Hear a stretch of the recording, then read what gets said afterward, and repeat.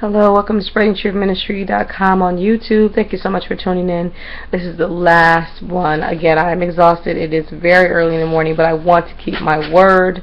I'm going to talk as fast as I can to get through all of this. Again, this is Season 2, Episode 6 of The Preachers of LA. Yes, this episode, we actually have Bishop McClendon and his wife and his youngest son, I believe, was featured on this episode. I don't know if you recall. Might have been 3 videos back where we asked the question, where is Bishop McClendon? We would like to hear from him, like to see him, if he's a part of the cast, whatever. And poof, he came. He showed up on the episode. And so during this time in the episode, Bishop McClendon is basically, he called his son. He kind of wanted him to experience some things in regards to ministry. He talked about the calling that's on his youngest son's life for ministry and how he wanted to kind of cultivate that. But he wanted to kind of provide some balance because he's still young. He doesn't want to take away his youth because, and it was also brought out when he was talking to his mom, that, you know, he had a strict life, a strict upbringing as a PK's kid. And it's hard because I have children and I'm a PK and their dad's a PK. So well, their dad is a preacher. I'm a PK kid, so, but I didn't grow up in that environment. We had a little bit of liberties. I mentioned something about me being in a Baptist church prior, so we didn't have a lot of restrictions, but I know their dad growing up had a lot of restrictions. So my kids, they have a balanced life because I understand that they're young, and so I understand the dilemma, kind of going through the same thing. You know, both my children have callings on their lives and that type of thing, but we understand that they're still young, and so we don't want to put too much burden and responsibility on them, enough so they can learn and grow. They can learn to be responsible. They can learn to develop a relationship with God, independent to ministry, because that's more important than anything.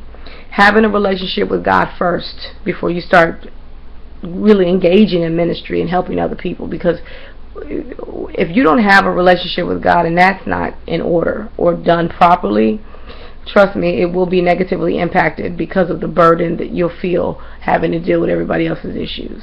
Okay, so that's important, but that's pretty much what Bishop McClendon was.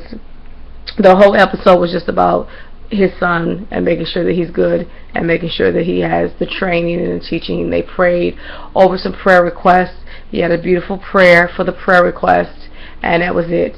We also were able to see him intermingle with one of the other pastor's children, which was Mr.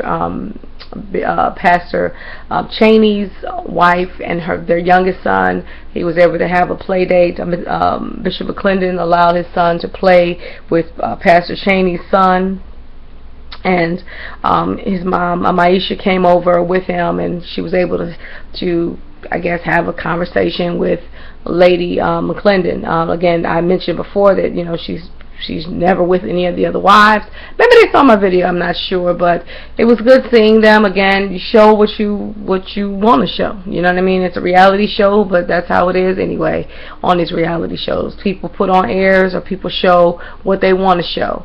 And so it was good to see him and his family dynamic, even though they didn't show much, but at least he was able, he came on and showed a little bit of what was going on with him.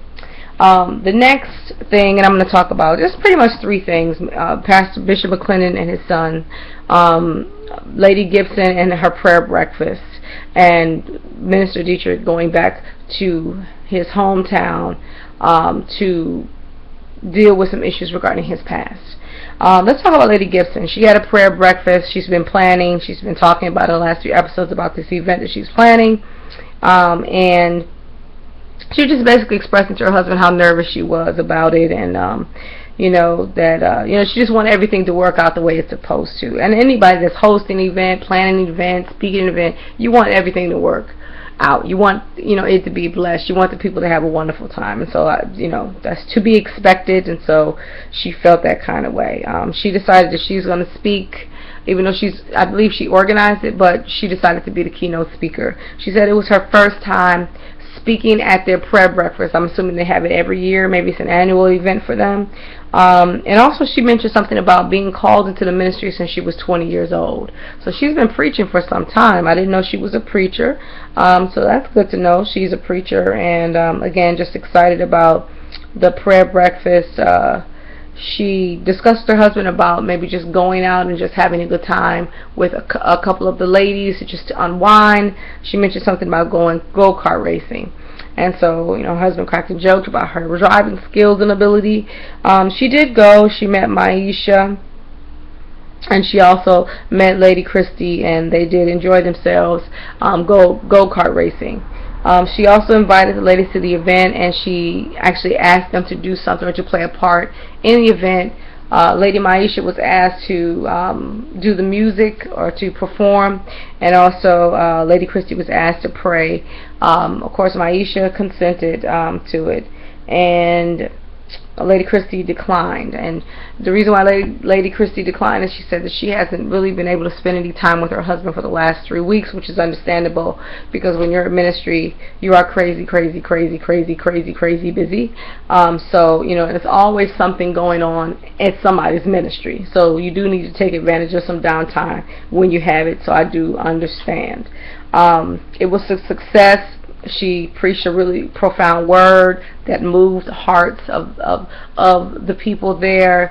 People went up for prayer. She really demonstrated the power of God, praying for the people, ministering to people. She made her husband proud. It was a very good turnout and a very good event. And also, I really enjoyed Lady Maisha's song about victory. I really enjoyed it. She said she wrote that song herself. Really nice song. I hope she puts it out so that it can be purchased on iTunes or something. But very nice song. And that's pretty much it. Minister Dietrich Haddon. Okay.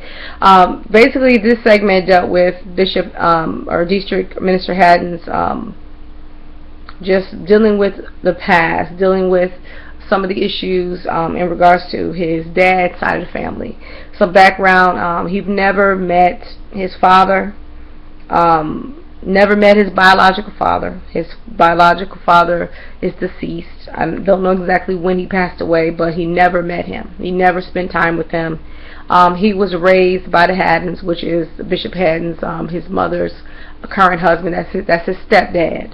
And so he had a good male role model according to him, and but I'm sure just like any child, there's always something kind of missing when you're not around your family's people, not both sides. There's always something missing, just questions. So I guess looking back at his life, and all the mistakes that he's made and things of that nature, he felt like it was necessary to go back and repair some things or go back and get some clarity or some level of understanding, and his wife felt the same way. And so they go to Detroit. And he expresses to his family when he arrives of his interest of getting to know his father's side of the family. He did it respectfully, telling his current dad, I love you. I love being a Haddon. There's no disrespect. This is something that I got to do for me. And what was interesting is he mentioned something about during that time in his life where there was this cloud hanging over his head and he was going through so much, and he started drinking, kicking it, getting drunk, going to strip clubs, and his mom was like, you did all that, you sound like your daddy. And he was like, what? So I guess he really did not know the full story revolving his dad and mom and exactly what happened. I don't know if she ever told him the truth, but it's important as parents. I think we sometimes feel like it's the right thing to do to protect our children and not fully disclose certain things, but once your child gets at a certain age, even before they get to a certain age, you should be able to communicate. You should communicate with your child certain things, because what ends up happening is it can blow up in your face. So lying and keeping things from them and protecting them is not healthy too, because they grow up with this false sense of reality, and then when the real truth is revealed, it's like, you know what I mean, they're not covered. So tell them the truth, be honest about your situation, make the truth be age appropriate, and just, pray about it and just let God lead you, because that's very detrimental to any, especially young men and women, by the way, not to have their father around, not their natural biological father, because he is his father's child. And come to find out, when we looked at the pictures and stuff like that, and heard even his vocals, they showed a picture of him preaching. They showed they allowed him to listen to an old taping of him singing.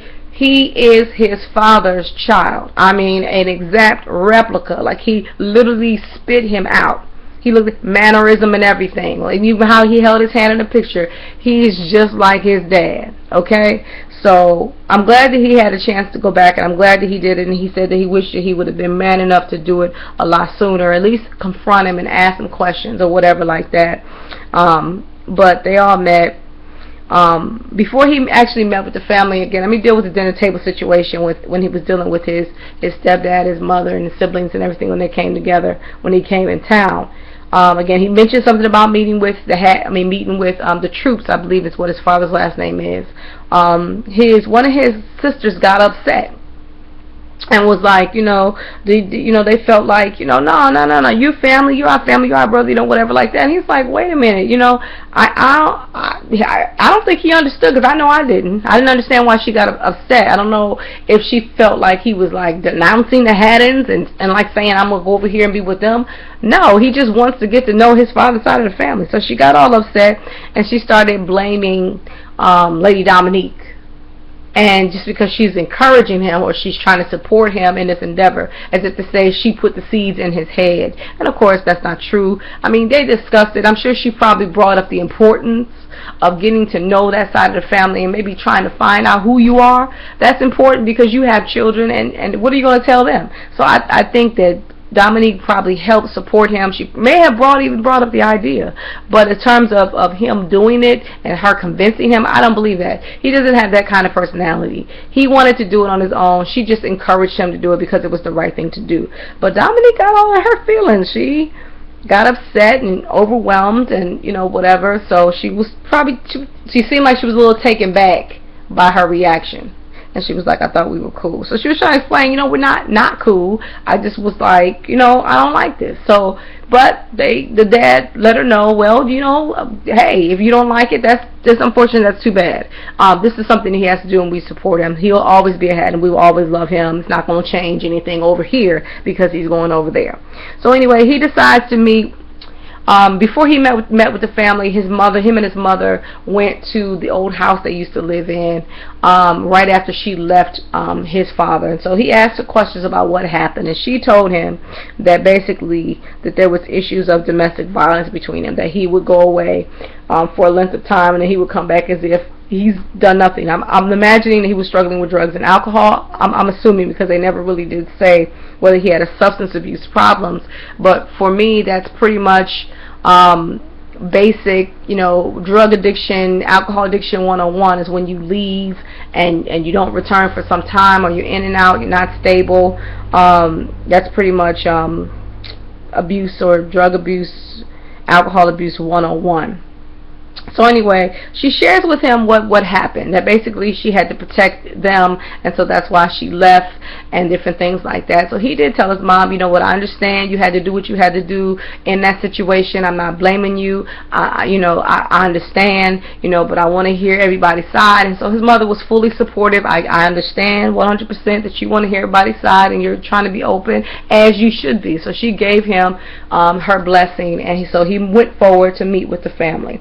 So when he met with the family, it was interesting to see that number one, his father has a lot of other children, and so in the room there was his other siblings, and they look alike, they favor one another, and again, that's good to see. You know what I mean? It's really good to see. And so he had a chance to see what his dad's side of the family was like, and so he was able to meet everybody. And of course, a lot of them felt some kind of way, by the fact that he was not around, but he was able to try to bring about some reconciliation to say, that's true, I wasn't around for this reason and for that reason, and you know what, some parts of me didn't even want to be around. To be true, I'm just going to keep it 100, but I'm here now, and I want to try to have some kind of relationship with you guys. And so everybody was open, and it was interesting because he said that his papa was a Rolling Stone. I guess he must have had a lot of kids, I'm not sure. But what was interesting is, like I said, that when it came to his voice, he sounded just like his dad. When it came to his mannerisms, he looked just like his dad, and his dad was also a preacher. So I think he learned a lot from the situation, you know, and like I said, he made to me a great attempt to reconnect with them, and at least to have a fresh start in terms of relationship with all of his siblings and his family on his dad's side. It showed a lot of growth and maturity. To be open, I'm sorry, I know people say a lot of this stuff is for the camera. I mean, either we want people to be on reality TV and them to show parts of their life, or we don't, because they're going to have to pick and choose what they show. So I'm hearing a lot of complaints from people to say, well, why are they showing this? They just doing this for the camera. Well, what? I mean, it's a reality show. They're going to do something for the camera. You know what I mean? So yeah, there might be some things that might be, you know, something that they made up or something that they just want to make them look good. But in this situation, he did not allow us to be to his intimate situation with his family, with that, because that's a very private situation. The fact that he's never met his dad before, you know, they went to the grave site to pay his respect, to pay their respect, and they weren't able to find him. And I think that resonated more than anything. The fact that his father was missing in action, and even to his death, he was not able to find him. I think that resonated with him, and it made him to understand that that's something that he doesn't want to be. He does not want to be a dad that's missing in action. He wants to be accessible to his daughters. He wants to be a good man to his wife, and he wants to make the best of his situation. So that showed growth and maturity, and I wish him well. I wish him well. I really was impressed with the whole episode when it came to that, because trust me, that's a lot to reveal to people, to strangers, to people, to the world, your situation, the fact that you grew up not knowing your dad. And it does explain a lot, because one thing about Dietrich is in my opinion, he seems like he needs a lot of attention. And when you don't have that security that parents usually bring, both sides of your biological parents usually bring. I know that his stepdad was there and he did the best that he could, but there's nothing like knowing your real dad and your biological dad. You know what I mean? You need that side. You need both. And not to have that security, it will do a number on you. And so I can totally understand why he's the way he is, because of that element. And sometimes, you know what, we often judge people so harshly, and we don't know their story. We don't know their backstory. We don't know what they've been through. We don't know their situation, but oftentimes we write them off because we see something that they've done and we dislike it or whatever. So, you know what, I think it's better that we have, and that's not to excuse people's behavior, but in my opinion, sometimes you do have to dig deeper in order to get a better understanding, because God does it. He knows all about us, and He will judge us accordingly, not just according to what we've done, but He's also going to judge us based upon our intent. And so I like the episode, and I like the fact that we saw his family coming together and him trying to do the right thing by that side of the family. And also like the dynamic between him and his uncle, him meeting him for the first time. Now, they could have all showed him shade. You know, the sister was kind of going there, but he kind of let them know, listen, y'all know me like that. You know, I'm trying to get to know you. Give me a break, because I don't even have to be here. Okay? So, you know what? But and at the same time, I hope that they all grow in grace, and that this just isn't for the cameras. And I hope that they're able to continue to build on their relationship. Thank you so much for viewing episode 6, I believe this is. And please forgive me for being late with episode 4 and also 5. I'll try my best to stay on top of it. It's going to be a busy next couple of weeks, so you just may see these reviews a little bit later than normal, because it's going to be busy for me. It is the feast of the seventh month, and so of Tishrei, and so it's really busy S&M on the Hebrew calendar. So it's a lot going on. We had the Feast of Trumpets, we have the Day of Atonement coming up this coming weekend, and we have the Feast of Tabernacles, Sukkot, and so it's gonna be a busy time for me. So please excuse me if I'm not able to do another video right away, but I'll try my level's best. But if I'm not, you'll see it soon. So please forgive me in advance. Okay, thank you so much for viewing. Rate, subscribe, and or comment, and have a blessed one. You take care. Bye bye.